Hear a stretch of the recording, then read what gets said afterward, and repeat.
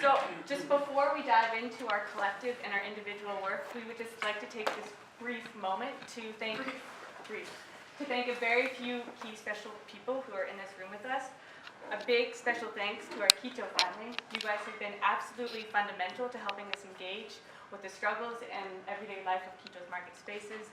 This group of fine people, Henar and Lucas and Anna, they make up an activist group called Red de Saberes, and which translates to knowledge networks. They're a group of anthropologists, economists, politicians, cultural producers, and anthropologists. We are so very fortunate to have you guys as our key project partner, and we want to thank you also for being so patient with mine, Sinead, and Masoom's Spanish. And to Miguel and David and Hector, your guidance has been amazing. We are so humbled to have had the privilege to develop our work with you.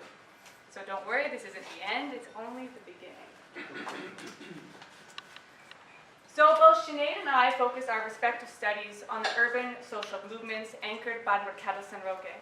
I look at how to build a collective awareness about the various issues and pressures affecting large traditional food markets in Quito, and Sinead looks at the field of arts-based community practice.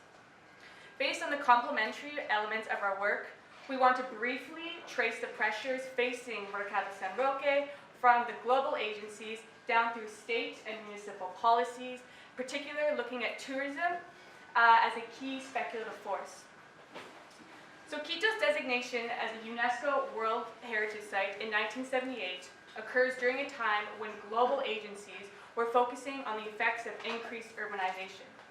The first United Nations Conference on Human Settlement, now called UN Habitat, took place in 1976 in Vancouver.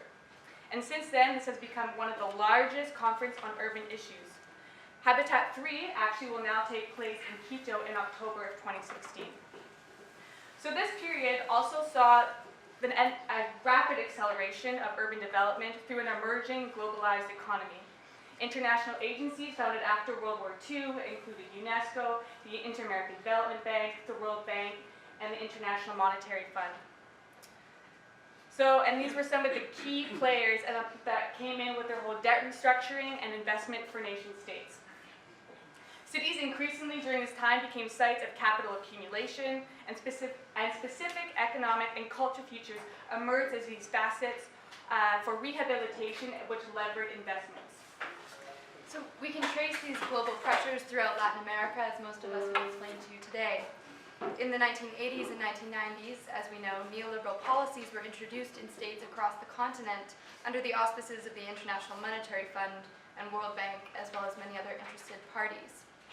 This, again, as we know, has led to increased inequality, loss of land, and other forms of violence that each of us will be addressing in our respective presentations.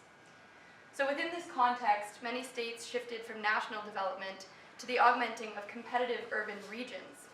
Competitiveness in this schema is based on the attractive qualities that these cities bring to the global market.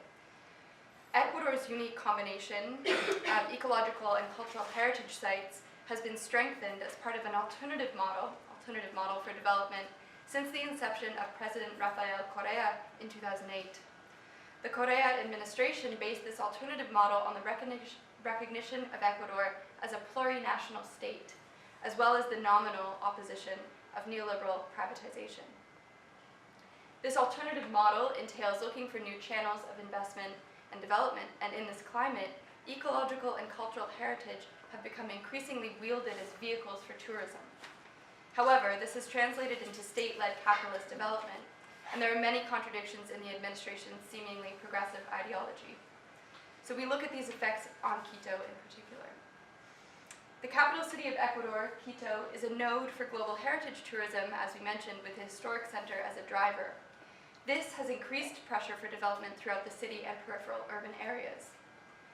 Since the late 1990s, rehabilitation plans at the municipal level have displaced the local population and undergone major efforts to sanitize the space, driven by this preservation policy. The Centro Histórico receives a lot of investment attention from local and international political actors to sustain its colonial heritage.